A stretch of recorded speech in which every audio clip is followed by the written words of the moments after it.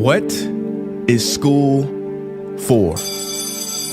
Feel free to call me slow, but I spent 16 years going to school, and I still don't know. When I finished, I didn't know how to do my own taxes, purchase a home, or apply for a loan. I didn't know a thing about investments, building credit, or getting a job. I graduated at the top of my class, and what did I have? This fancy diploma to sit at home with my mom. But luckily, they did teach me some important skills like factoring trinomials and how mitochondria is the powerhouse of the cell. I'm so happy I remember the Pythagorean theorem, because it helped me a lot. Okay, I'm lying. Let me stop. Because all the stuff they taught me, truthfully, I forgot. Mom, remember when you would ask me, what did you learn in school today? And I would say, nothing much. I wasn't being modest. The truth about it, Mom, is I had already forgotten. And it's not just me. Millions of students sing the same song. How many of you guys avoid eye contact with the teacher to try not to get caught upon? Afraid to raise your hand for fear of being wrong, which proves that school isn't an environment for learning or building up the intellect. It's just a game you play for grades and how many A's you can collect. But I guess what do you expect when the most commonly asked question in class is this gonna be on the test? Is this gonna be on the test? See, if school put learning instead of testing and memorizing as the top standard, then the letter F would not stand for failure. It would stand for find another answer. And if school was really interested in our personal and academic success, students would wake up later, have more freedom, and homework a lot less.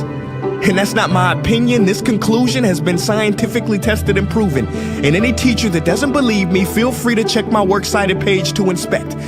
Oh, and I did it in MLA format because I know that's all you will accept. See, students would get more benefit from an extra hour of sleep than putting them through the torture of an extra essay, reading 150 pages, doing problems 1 through 60 on the worksheet, and having 3 projects due by the end of the week. Not only is it pointless pain, but it's also dim-witted, because we get so much work, but they don't teach the time management skills to deal with it. See, in school, we are controlled by bells. We have to learn in rooms with the feng shui of a prison cell. We have to ask permission to relieve bodily functions, but not before the teacher asks a million questions like, why didn't you go before class? I'm sorry, my bladder is kind of on its own schedule and it's not always timely. See, teachers always say, use your time wisely. But that never made sense to me. Because these 6 cruel hours of our lives we call school might literally be the worst use of time management ever in history. Think about it. The traditional teaching method is foolish. No, it's useless, multiplied by the square root of stupid. What they do is they cram information in your head, force feeding you, and then you throw it up on the test. That's not education. That's bulimia. And the more bulimic you are, the better you will do on their assessments. So it's no wonder why so many students graduate mentally and emotionally anorexic. See, school teaches you how to memorize dots. True education should teach you how to connect them. True education teaches you how to catch a fish. School teaches you, yeah, you caught the fish, but you didn't show your work, so it doesn't count. Throw it back.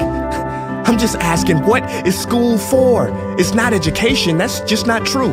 If you still think that, you might be sniffing glue. See, the word education comes from the Latin root educe, meaning bring out, i.e. bring the gifts out of a person and make them viable. But school doesn't bring out much.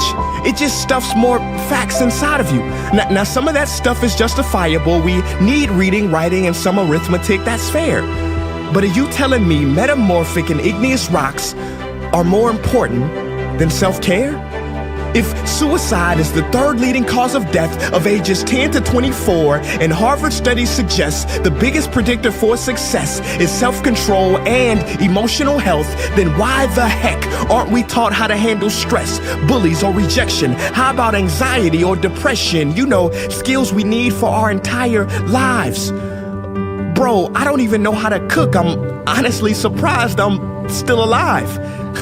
But hey, at least I can name all the battles that happened in the Civil War. Seriously, what is school for? Some say you need it to be successful, and that's something we do not doubt. But do you own a MacBook or iPhone? Did you know they both were created by a dropout? Are you watching this video on Facebook or YouTube? Doesn't matter which you choose. They both were created by dropouts. Ever use Snapchat, WhatsApp, shopped at Whole Foods? Well, thank a dropout. Does your home furniture come from IKEA? Okay, don't get the wrong idea. He was not a dropout. Don't be a fool. I mean, how could he drop out? Ingvar Kamprad, founder of IKEA, never even went to school. I know what you're thinking. He's just picking and choosing. There's millions who didn't go to school that aren't successful. Who is he fooling? And you're right. But open your history books and start perusing. You'll find the very people we idolize in school never really had formal and/or secondary schooling. I'm talking George Washington, Abe Lincoln. America's best presidents had zero school between them. Ben Franklin, Thomas Edison, shall I proceed? Ernest Hemingway, Mark Twain, Teddy Roosevelt, Margaret Mead. Now please, I'm not saying drop out, because some schools are great and many teachers are rare treasures. I'm saying that there's a difference between people who are smart and people who score better. I'm saying that your future is something that no test will ever measure. Even if that test begins in 3 letters like SAT, ACT, it's BS if they say those determine your LIFE. No, your destiny is in your hands. You must shape it to be great. So don't expect school to open doors, because it's more likely to slam them in your face. Sometimes I wonder about all the dreams lost in school and how much potential goes to waste. If it wasn't for music and YouTube, then I would have been just another lost case. Everybody watching this, please, close your eyes. Imagine a child sitting in the back of some teacher's class in some town. He never raises his hand, he fails most of his classes, but inside of him, there is a passion. And if nurtured and brought out, will lead him to discover the cure for cancer.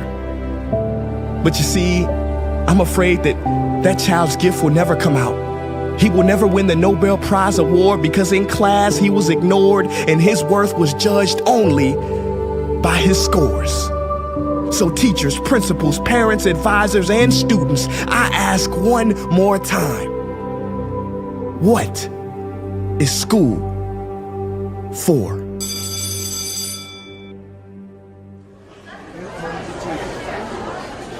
Hey guys, what's up? My name is Prince EA, and I want to thank you for watching that video. And now I just have one question left. What is school for? Don't you think it's time that we answer this question together? If you are a teacher, a parent, or a student, I urge you to check out the Innovation Playlist. What is the playlist? It is a program that any school can try for free. It's based on the best practices from educators around the world, and through its small steps, it can lead to big changes in your school. Go to innovationplaylist.org to learn more. Peace.